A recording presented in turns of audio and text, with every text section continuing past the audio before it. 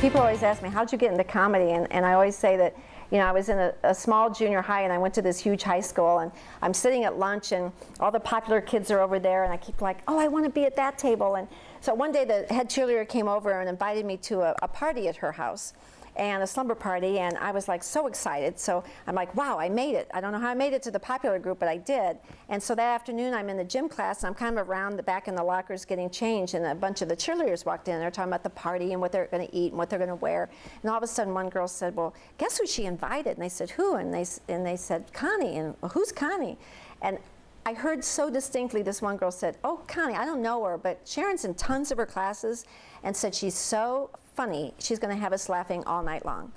And I knew at that moment I had not been invited to a party. I'd been hired for my first comedy gig.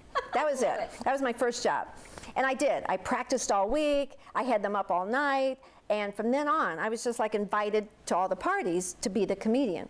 And that's fine. So comedy's been with me forever. But I'm not a joke teller. I don't put cartoons up on slides, you know, so everyone can laugh at somebody else's comedy. My comedy has a purpose. It's very, you know, the psychology part of me is a part of everything I do. So even when I'm doing comedy, it's of course always appropriate, but it's comedy that you're not just laughing at a joke. You're laughing because you're going, that's me. I did that, or she did that, or I've been there before. So my comedy is a vehicle. I use comedy as a vehicle to really tackle some tough messages, which brings me to the therapy psychology piece.